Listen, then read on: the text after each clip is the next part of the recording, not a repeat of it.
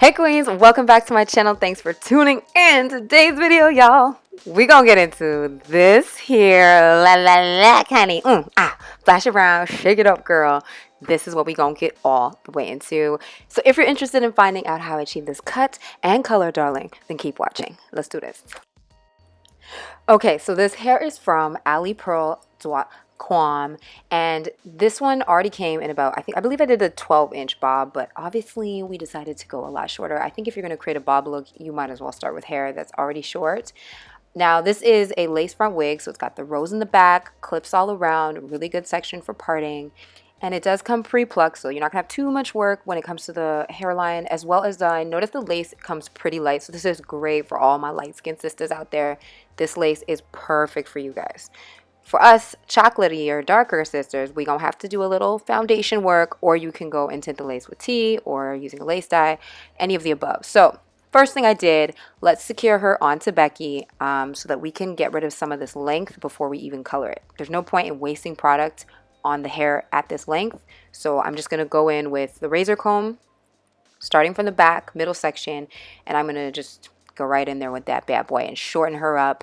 Use the bottom row as my guide, and I'm going to bring the hair down, working from side to side, and just shorten everything up into a cute semi-blunt, but not really. As you can see, like, I want the ends to be razored and kind of tapered off, so it will have the look of kind of being a blunt look, but without the weight on the ends. That's why I'm not really using the scissors. I'm just going to do the whole thing freehand with the razor comb.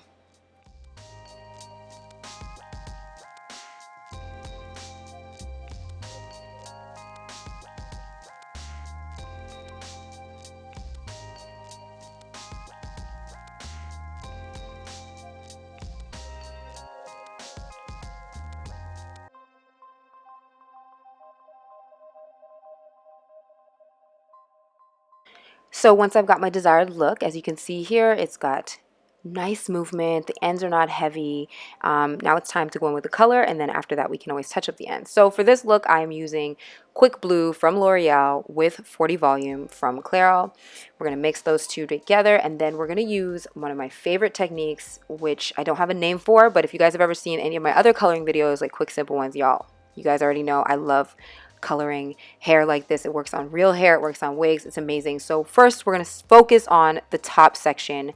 We're going to take a little subsection at the front and we're going to backcomb it. I usually backcomb 2 to 3 times or 4 times depending on, you know, how the hair is operating, if it's super silky. Then I'm taking my bleach mixture and I'm going to apply it in a nice painted on form. Now the backcombing helps with making sure that you have smooth transitions. I hate seeing harsh lines of demarcation with coloring, so this is a great foolproof way to make sure that you do not have harsh lines of demarcation. If you guys have been here for a while, you've seen this. Like, I've been doing this forever. So moving on to the second section, I'm actually going to weave the second section. I wanted the front section to be a little bit stronger, so that's why I didn't weave it. Now the second section braids, sorry y'all, whoo, don't need to see that.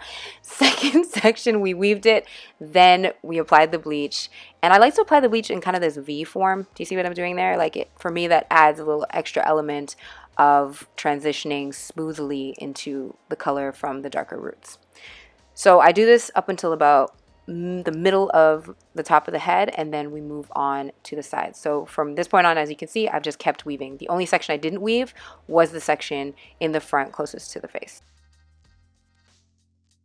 So after I'm done the front top section, I move on to the sides and I make a nice parting that kind of goes on an angle, so it kind of swoops underneath the hair that's going to fall on top of it. I take that front section, I back comb it a few times without weaving it, apply the bleach in a nice V-shaped way, and then I move on to the next section, do the same thing, weave the next section, and apply my bleach. So I'd probably, along the sides, probably have about 4 to 6 foils, but really that's up to you. It depends on how much color you want, but you can definitely take this technique and make it your own. You can add more foils if you like to, do a couple more throughout the back, but it's just a great way to get color without having to really spend the time of doing like a full head of highlights, or for people that are new to color and don't want to do the most yet.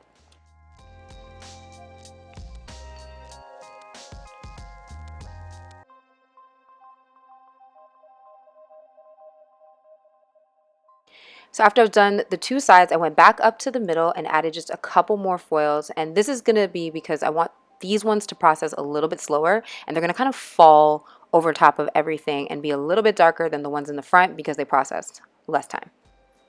And while I was waiting for those to process, I flipped her on the inside and used a plastic spoon to bleach the knots while everything was processing. We're trying to kill two birds with one stone right here, right now. Okay. So after I let everything process for about 35 to 40 minutes in total, as in like my application time, letting the frontal bleach for about 20 minutes, I went in with a shampoo cocktail mixture. So as you can see, I'm like applying product everywhere. Shampoo cocktail is a combination of shampoo, developer, and bleach. So this is just a way to kind of emulsify the product all over, and I'm kind of breaking the base. So it's not going to be the natural like dark brown that it originally came in. It's just breaking it up a bit so that we're going to have kind of like a medium brown as opposed to a super dark brown. Now this is something that just takes a few minutes. You don't need to leave it on very long, and it's just a way to get a nice, smooth, very transitional, beautiful color. So after everything was washed out, I used 7A by Wella, and this is a level 7 ash color, and I'm going to use this just to kind of tone it. We don't want the raw brassiness that comes out when you originally bleach hair, so we're just going to do this to kind of cool it up a bit and give us a nice, cooler, but still kind of warm caramel type highlights. And I'm going to be mixing this with 10 volume because we only want to deposit the color.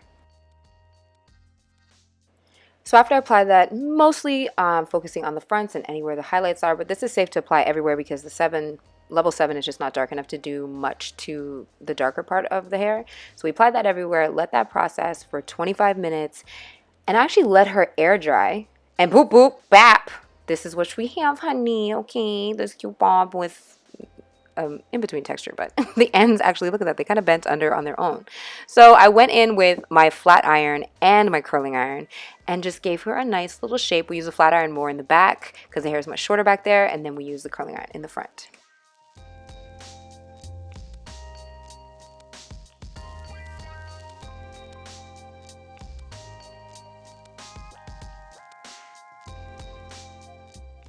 After I was uncurling, of course, it was time to open up with my fingers and put on the earrings, honey darling. You know it's not a look for me unless I have earrings on. So, alright guys, I hope you enjoyed this video. Comment below and let me know what you guys think of this cut. Let me know if you guys will try this. Summer is here, honey. It's approached. It's on us.